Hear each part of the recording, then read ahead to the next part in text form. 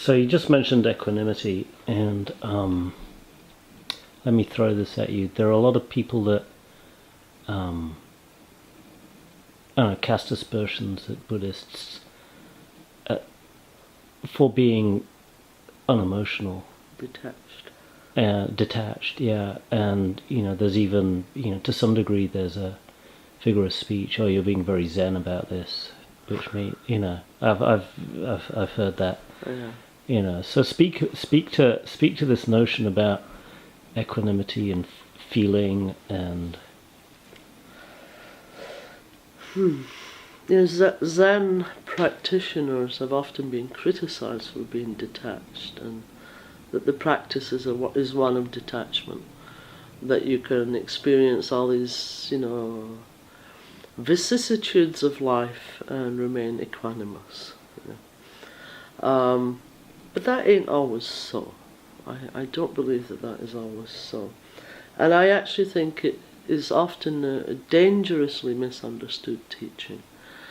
And I've seen people suffer greatly because they think that at some point, if they practice hard enough, they'll be detached and nothing will bother them. And that is actually wrong. That wouldn't be being an authentic human being.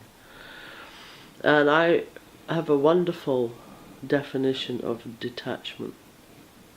Detachment in Zen is caring deeply from an objective place. That's actually what it is. So it's not what people, I think people, it's young yet in America, Zen Buddhism, and it's still very misunderstood. And I think that's one of the big misunderstandings. Being the authentic self, coming home to yourself. As I used to say on my psychic flyers, welcome home to yourself. It's such a vital part, and you can't get there by any kind of pretense. Isn't that a great definition? Yeah. Caring deeply from an objective place. Because so much of our lives we spend subjective, we're all involved, we can't quite see the wood for the trees.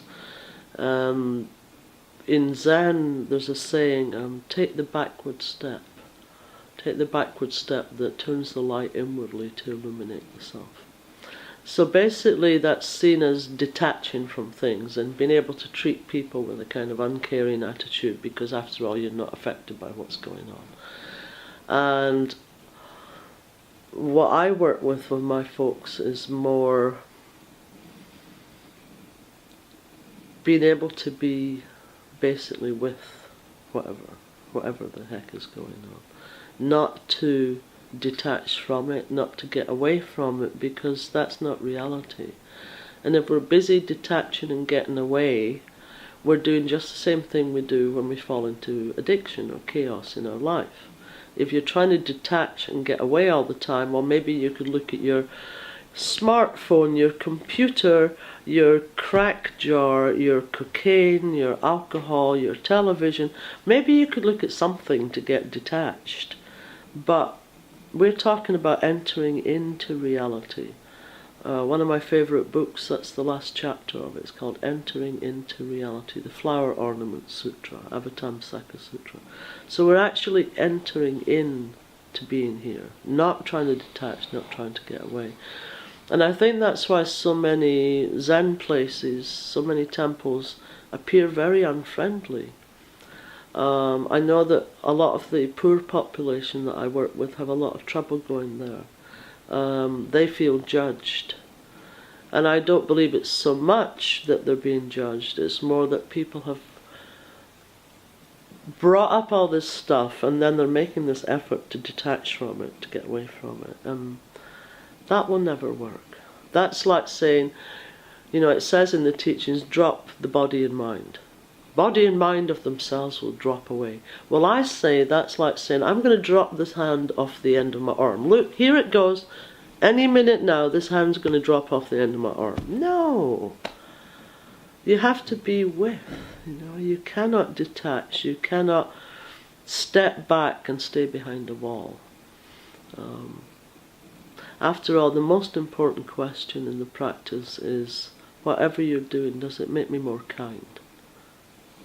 And you cannot be kind standing behind a wall.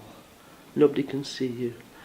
So it's much better to stand in front of the wall with all your funny bits and just try to be kind while we're here. Don't detach. Just observe with loving kindness from an objective place.